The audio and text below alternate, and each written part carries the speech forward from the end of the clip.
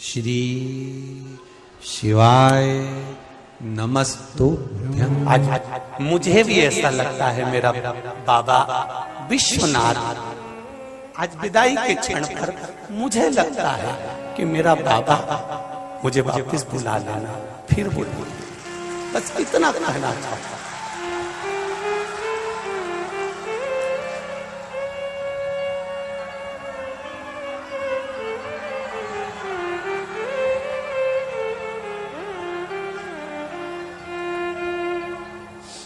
उसकी जुदाई देखी नहीं जाती।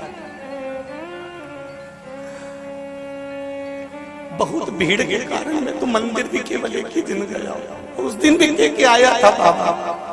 मैं रोज नहीं आ सकता। मैं आता हूं, लोगों को कष्ट होता है, किसी को पांव लगता है, किसी को हाथ लगता है, पर मुझसे मिलने तो रोज आ जाता। और ये मेरी व्यासपीठ कहती है, ऐसा कोई दिन नहीं गया जिस दिन मेरा विश्वनाथ मुझसे मिलने नहीं आया। प्रतिदिन आया है, हर पल हर घड़ी उसने एहसास दिखा दिया, अपना एहसास कि मैं हूं तेरे साथ। और ये मेरा विश्वास करता है, ये मेरा भरोसा करता है। हर पल हर घड़ी खड़ा है, हर क्षण खड़ा है।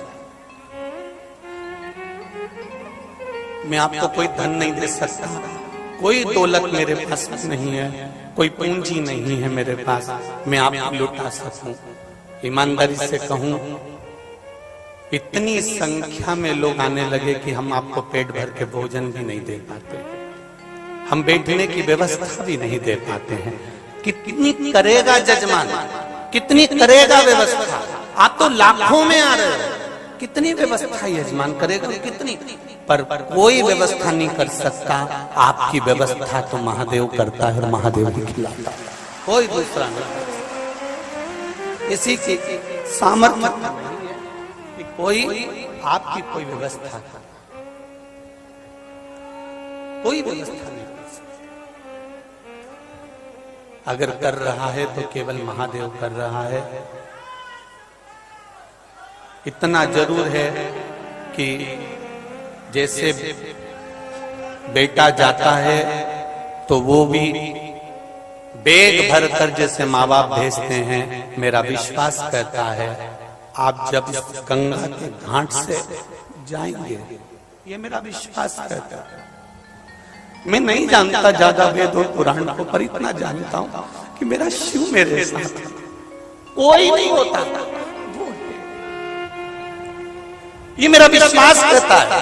आप जाओगे गंगा के घाट से, जैसे कि बबुआ जाता है तो बाप माँ उसका बैग तैयार कर उसमें सारा सामान भर कर भेजते हैं। ये मेरा विश्वास कहता है कि मेरा बाबा भी तुम्हारे बैगों में खुशियां भरकर भेजेगा, ये निश्चित है,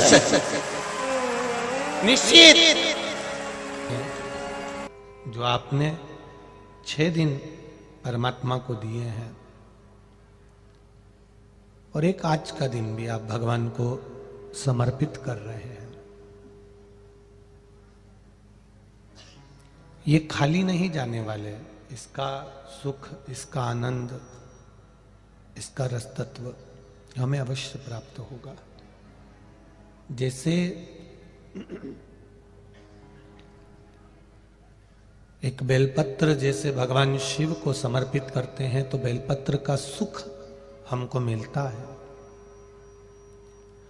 जल समर्पित करते हैं तो जल का सुख हमको प्राप्त होता है। आवाज पकड़ रहा है। एक चावल का दाना भी अगर हम भगवान शिव को समर्पित करते हैं तो उसका सुख भी हमको मिलता है।